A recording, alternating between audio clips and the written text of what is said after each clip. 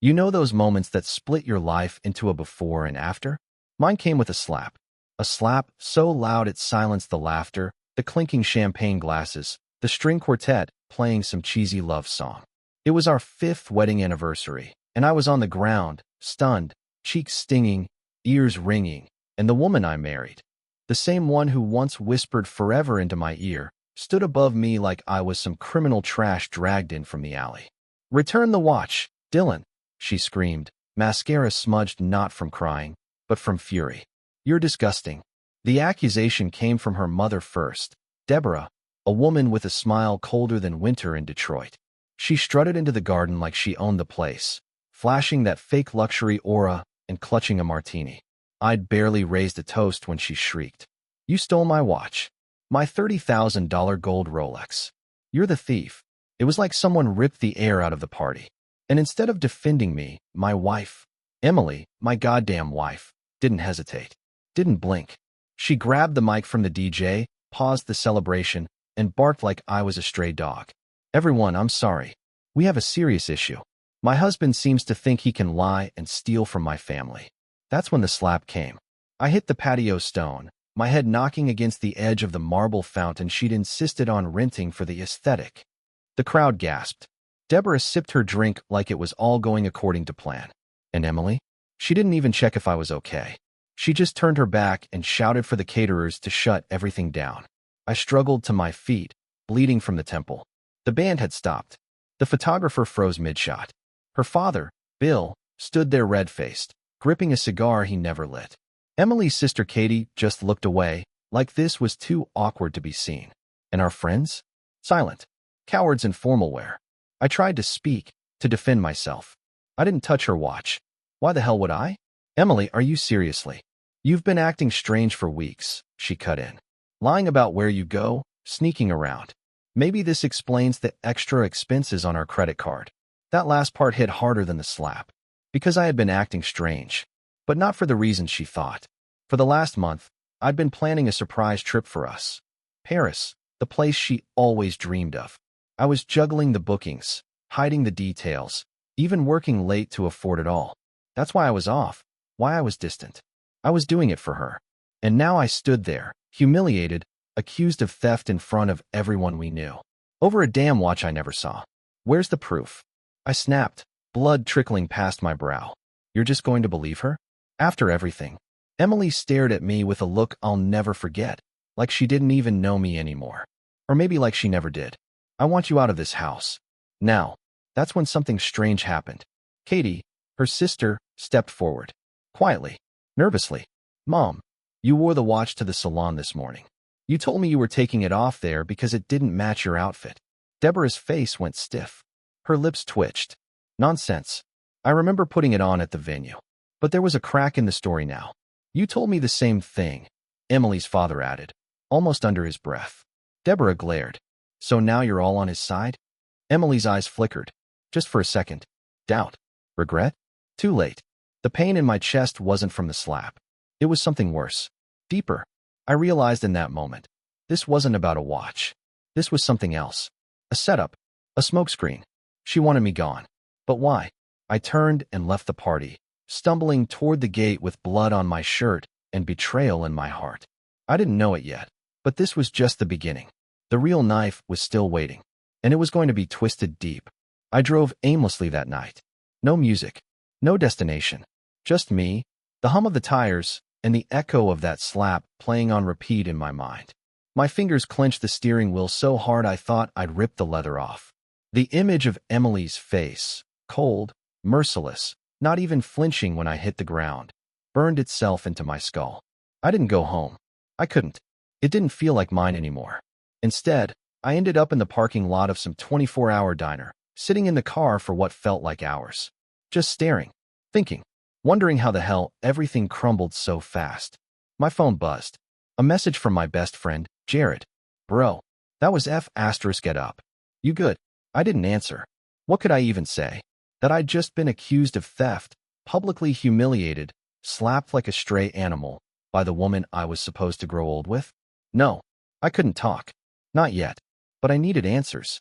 Something wasn't right. At 3:42 a.m., I drove back to the house. Quiet, slow, headlights off as I coasted into the driveway. Emily's car was there. The lights were off. But I noticed something strange, a faint blue glow from our upstairs bedroom window. Like a screen. I crept around the back, knowing the one window that never quite locked right. Slid it open, climbed in, and tiptoed down the hallway. That's when I heard it. A voice. Not Emily's. A man's voice. Soft. Confident. Laughing. I froze. Peered through the cracked door of our bedroom and saw her. Lying on the bed, legs curled under her silk robe, glass of wine in hand, FaceTiming someone. She looked relaxed. Too relaxed. Like nothing had happened just hours earlier. Of course I slapped him, she giggled. The idiot just stood there, bleeding. It was pathetic. The man on the screen chuckled. Damn, you're ice cold. I told you I'd get rid of him soon, she said. I just needed something dramatic. Mom did great with the watch thing. She's such a queen when she wants to be. My breath caught in my throat. You're unbelievable, the guy said. He didn't even see it coming, huh? Emily sipped her wine and smirked. He still thinks we're just going through something. Moron was probably planning another stupid surprise trip or whatever. They both laughed. I backed away from the door, heart racing, fist trembling. She planned it. All of it. The accusation. The slap. The humiliation. It wasn't some impulsive fight. It was a calculated execution. And the worst part? She had someone else. That wasn't a business call. That wasn't a friend. That was her new project. And I'd just been cleared off the board. I stepped on a creaky floorboard. Her head whipped toward the door. Hello, she called out, voice sharp. I ran, slipped down the hall, out the window, and back into my car before she even made it to the landing. My chest was on fire. My mind was a storm. I wasn't just heartbroken. I was betrayed on a level I didn't even know existed. By the time I hit the main road, my phone started buzzing again. This time it was her. Emily, for missed calls. New message, where are you? Did you come back here? What the F asterisk are you doing? I didn't answer. I knew what I had to do now. No more doubt. No more denial. No more trying to fix what she'd already burned to the ground. She was already making plans to erase me from her life. I was going to show her that I don't vanish that easily. I didn't sleep that night. My mind was running, clawing at every detail, every memory, every red flag I ignored over the past year. I kept seeing her face, mocking, laughing with that guy, twisting the knife while I was still bleeding. That wasn't just betrayal. That was something darker, crueler. By morning, I wasn't crying. I wasn't angry. I was cold, focused. I made a call to Jared. I told him everything, what I heard, what she said, how the entire thing had been staged. He didn't even try to hide the disgust in his voice. Dude, that's next level evil. I need a place to crash for a few days. My couch is yours. But I wasn't ready to disappear just yet.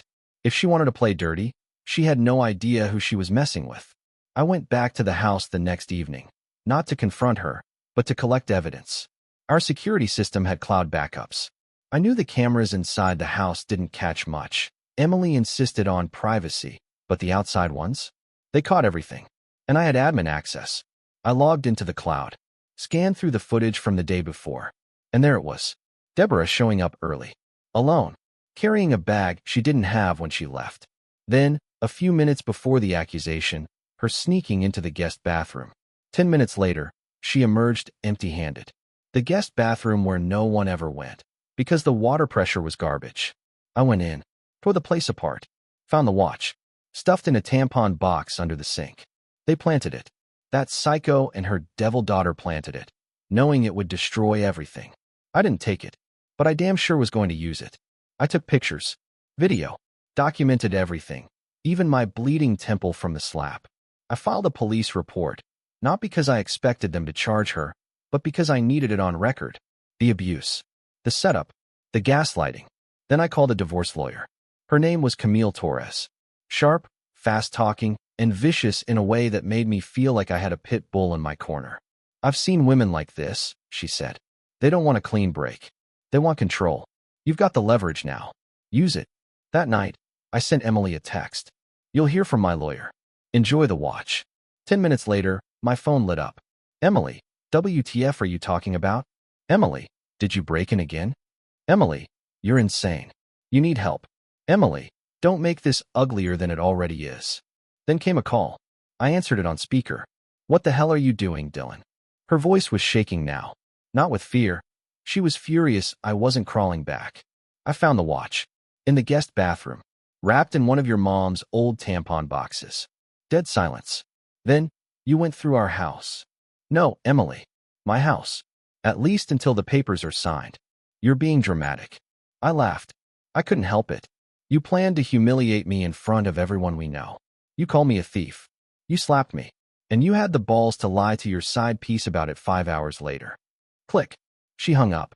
That was the moment I knew. I wasn't married to a person. I was married to a performance. She never loved me. She just needed someone to play the role of husband while she played puppet master behind the curtain. The mask had slipped. And what was underneath? Rot. Narcissism. Power games. And I was finally done playing. The next week was a blur of paperwork, silence, and unanswered calls. Emily stopped texting after day 3, probably on the advice of her scumbag side piece. Or maybe her mother, who still hadn't apologized or even acknowledged that her little theater act had collapsed. But I wasn't sitting still. Camille, my lawyer, was already preparing a brutal counteroffensive. The footage, the planted watch, the false accusation, the physical assault, the FaceTime call I had secretly recorded through audio mirroring on my second phone. It was all evidence now. Solid, undeniable. And I was going to bury them with it. Jared let me stay at his apartment.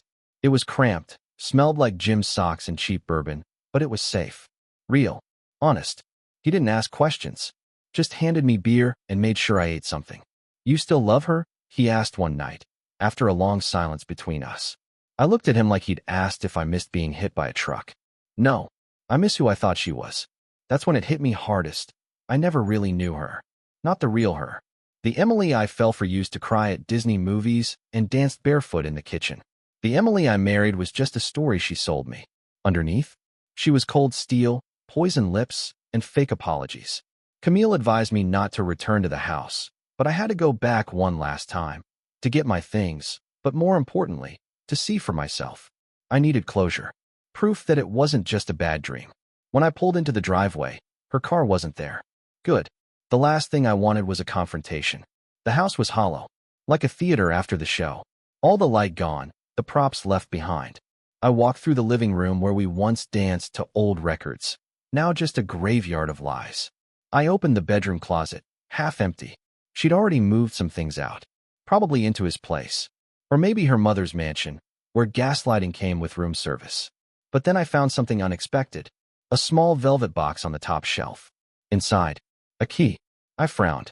It wasn't one I recognized. On it was a sticky note in her handwriting. For storage unit. Don't lose it again. Curious, I took it. I didn't plan on caring. But something pulled at me. I looked up the unit number. It was 10 minutes away. I drove there without really knowing why. Just a gut feeling. One last thread to pull. The manager looked confused. That unit's under a woman's name. Emily Wilkins. I showed my ID. I'm her husband. He buzzed me through. The unit was small. Dusty. A metal cube filled with secrets. I opened it, and what I saw turned my stomach. Boxes and boxes of old photos. Not of us. Of her. With him. Beach vacations, hotel selfies, Christmas mornings. Some dating back a year. One box was labeled Malibu Trip, just US Red Heart. She told me she went on a girls' retreat that week.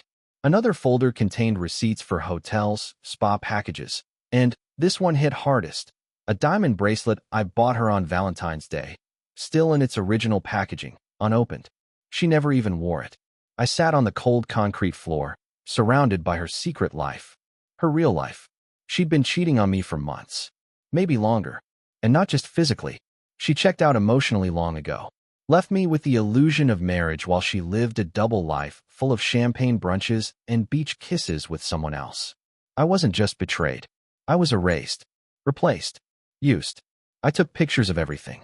Every photo, every receipt, every lie carefully boxed and stored like trophies. When I walked out, I didn't feel broken anymore. I felt free. A few days later, Emily tried to flip the script. It started with a knock on Jared's door around 9 in the evening. We were halfway through some greasy takeout and a bottle of cheap whiskey when I heard her voice. Dylan, please. I just need to talk. Jared looked at me, waiting for my cue. I nodded, and he stepped aside, arms folded like a bouncer. She stood in the hallway, makeup too perfect, like she was auditioning for a role again. Her eyes watered on command. I made a mistake, she said softly. A lot of them. I didn't say anything. Just leaned against the doorframe. I don't know what got into me. Everything just spiraled. I was angry. I felt neglected. You were always busy. Always somewhere else. You mean working overtime to surprise you with Paris? I said. That kind of busy? Her face twitched. I didn't know that. You didn't care enough to ask. I do care, she insisted. I still love you. That almost made me laugh. She really thought I was that stupid. That broken. Then why the fake accusation? Why the slap? Why tell your side piece I was pathetic? Her expression cracked. You listened to the call? I heard every damn word. You weren't just done with me, Emily. You were planning my execution. She stepped closer, voice trembling now. I was scared. Of what? A husband who loved you. No. Of being stuck. With someone who didn't see me anymore. I stared at her. Really looked. You know what's funny? I said. I never stopped seeing you. Even when you started fading. I gave you everything. I stayed through the cold nights, the distance, the random tears. I thought it was just a phase. I thought marriage was hard. Turns out, I was married to a damn ghost. She reached out to touch my arm. I pulled back. Don't. You don't get to rewrite this now. I don't want a divorce, she whispered. Well, lucky for you. This isn't your decision anymore. She froze. That hit her harder than anything else. The loss of control. The fact that I wasn't begging. I was done. And she knew it. She blinked a few times, tried to speak, then turned and walked away. No more words. Just silence and heels echoing down the hallway. Jared shut the door behind her. You good? I exhaled. Deep. Long. For the first time in a long time. But it wasn't over yet. The next morning, I got an email from Camille. Subject line, emergency, you need to see this. Attached was a screenshot. Emily had posted a lengthy sob story on social media, claiming I'd emotionally manipulated her, that I planted evidence to make her look like the bad guy, that I had a history of gaslighting. And the worst part? She ended it with a photo of her and her side piece at some beach, captioned, healing with someone who sees the real me. I stared at it for a full minute. She was already flipping the narrative, playing the victim. Camille called. She's trying to force sympathy. Public opinion. Don't respond directly. We'll respond legally. But I couldn't sit still. So I made a post of my own. Simple. Calm. Undeniable. Just a video. The one of her mom planting the watch. No words. No hashtags. No captions. Just the truth. In less than an hour, it was everywhere. And Emily? She went radio silent. The fallout hit her fast and hard. Faster than I expected. By the end of that day, people were already reposting the video with captions like, caught red-handed. And how low can you go? Her perfect Instagram facade started crumbling. Comments flooded in, most calling her out, some downright brutal. Her friends, the ones who clapped at the party when she humiliated me, either vanished or turned on her. One even DM'd me. I had no idea she'd go that far. I'm sorry, Dylan. That was sick. But I didn't care about their apologies. I wasn't doing this for sympathy. I just wanted the truth out there. Raw. Unpolished. Unapologetic. That night, Camille sent me another update. Emily's lawyer had reached out. She's panicking, Camille said. Wants to avoid court. Offering a quick settlement. Does it include a public apology? I asked. Not yet. Then it's not enough. I wasn't being petty. I just wanted balance. I wanted her lies stripped bare, the damage undone. I wanted to walk away with my name intact. A few days later, I went back to the house to collect the rest of my things, this time legally, with Camille's assistant there as a witness. The place was a mess. Empty wine bottles. Dishes stacked in the sink. Her glow was gone. She looked like a shadow of the woman who once stood at the altar with me. I assume you're here for your stuff, she muttered without looking at me. I nodded, said nothing, started packing. For a while, she just stood there, arms crossed, watching. Waiting. You really couldn't just let it go, huh? She said finally. I looked at her. You destroyed me in front of everyone I knew. Lied, cheated, slapped me in public, and tried to paint me as the villain. And you're mad I didn't let it go? She shrugged like it was a minor misunderstanding. Like I borrowed her car and forgot to fill the gas tank. I just didn't think it would get this messy. Messy. I laughed, shaking my head. Emily, you had a whole second life behind my back. You think you're messy? No. You're calculated. Cool. Her jaw tightened. You don't know what it's like to feel trapped in a marriage that doesn't excite you anymore. I turned to her slowly. You know what's worse than feeling trapped? Waking up one day and realizing the person you love has been faking it for months. That they're capable of turning everyone you care about against you just to walk away clean. She didn't answer that. I finished packing, took only what was mine, left the rest to rot in that hollow shell of a home. As I was walking out, she said something I didn't expect. You know what's funny? He's not even that serious about me. Probably never was. I paused at the door. Then why blow everything up? She shrugged again. Because it felt good. For a moment, at least. That was the most honest thing she'd said to me in years. I didn't look back. I moved into a small place of my own a week later. Nothing fancy. Just clean, quiet, and mine. No games. No fake smiles. No walking on eggshells. Jared helped me move. When we finished setting up, he handed me a beer and raised a toast. To starting over. I clinked his bottle and took a deep sip. And for the first time in months, I exhaled without weight on my chest. It wasn't victory. It wasn't revenge. It was freedom. The days turned into weeks, and slowly, the noise began to fade. People moved on to the next drama, the next viral video. Emily's little empire of curated lies collapsed, and she tried, unsuccessfully, to rebuild it under a different handle, with filtered photos and spiritual quotes about growth through pain. But no matter how many hashtags she slapped on it, the truth had already burned through the gloss. She never apologized. Not really. One day, she sent a single text. I'm sorry things ended like that. Not I'm sorry I lied. Not I'm sorry I humiliated you. Not I'm sorry I shattered you to entertain my side piece and mom. Just like that. I deleted it without replying. But what lingered wasn't her. It was the damage she left behind. Nights were the worst. The silence after the chaos, where the mind does what it does best, replays everything you'd rather forget. Her voice, that slap, the way she smirked when I fell, the fake concern when I bled, the lies delivered so smoothly, as if she'd rehearsed them in front of a mirror. Maybe she had. I started therapy, not because I was broken, but because I refused to let what she did become permanent in me. I didn't want to carry her in my bones. Didn't want to become cold, paranoid, closed off. I refused to let her win twice. My therapist, Diane, was blunt. She didn't sugarcoat anything. She didn't betray you because you failed her, she said. She betrayed you because she was hollow, and you made her feel seen. People like her, they punish you for that. That hit me hard. I wasn't angry anymore. I was sobered, grounded. I could breathe again without needing to check if she was watching me from across the room with that calculating glare. Camille finalized the divorce exactly 43 days after we filed. Clean. Fast. She tried to fight the terms, but once the evidence surfaced, the video, the texts, the footage, the audio, her lawyer backed down quick. She didn't get a cent more than she deserved. Not a cent less, either. Just fair. Balanced. But justice and healing aren't the same thing. One night, I ran into someone I hadn't seen since the anniversary party. Amanda, an old friend of Emily's and mine, too, once upon a time. We bumped into each other at the grocery store. I never believed it, she said after a long pause. Not for 1 second. Then why didn't you say anything? She looked ashamed. Because she would have turned on me too. I understood. I really did. She said you were unstable, Amanda added. That you were paranoid. Obsessed with control. She told people you used to follow her car. She really said that? She told everyone you had issues. Mental health stuff. That made my stomach twist. Not because it surprised me, but because it didn't. She was painting me as the abuser before she ever made her move. Laying the foundation. Manipulating the crowd before the show began. She's poison, Amanda said quietly. No, I said. Poison doesn't choose what it is. She does. Amanda touched my arm gently. I'm glad you got out.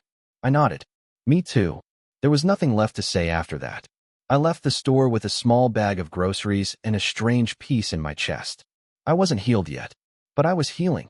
On my own terms. One step at a time. And the truth? I don't hate her. Hate keeps people connected. I wanted distance. Silence. Absence. I don't want her apologies. I don't want her regrets. I just want her gone. Months passed. The season changed. And so did I. There was no dramatic ending. No final confrontation. No sudden knock at my door with her in tears begging for forgiveness. Life doesn't tie itself up in neat little scenes like that. It just keeps going. quietly, relentlessly, and if you're lucky, with a little grace. I stopped checking her socials. I stopped wondering who she was with, what lies she was telling, or whether she missed me. Because the truth is, none of that mattered anymore. The real victory wasn't the exposure or the divorce, it was getting myself back. I started sleeping through the night. I started laughing again, for real, without that weight in my chest. I even started dating. Not seriously, not yet, but just enough to remind myself that I wasn't broken, that I could still trust, still connect, still feel. But the most important thing I did, I forgave myself. Not for what I did, because I didn't do anything wrong, but for what I tolerated. For the way I kept giving chances to someone who saw my loyalty as weakness. For all the times I silenced my instincts, let her twist the narrative, let her rewrite me into a version that served her. I forgave the man who stayed too long because he believed love was supposed to hurt sometimes. And if I could offer anything to someone walking through what I walked through, it's this. Listen to your gut. Love doesn't make you question your worth. It doesn't gaslight you or humiliate you or throw you under the bus to protect someone else's mask. Love is honest, even when it's messy, even when it's hard. And if someone ever makes you feel like you're crazy for trusting your instincts, chances are they're just really good at hiding what they don't want you to see. Let them go. Let the silence be your closure. Let your healing be your revenge. And remember, sometimes the most powerful thing you can say to someone who tried to break you is nothing at all. Just walk away, whole, unapologetic, and free.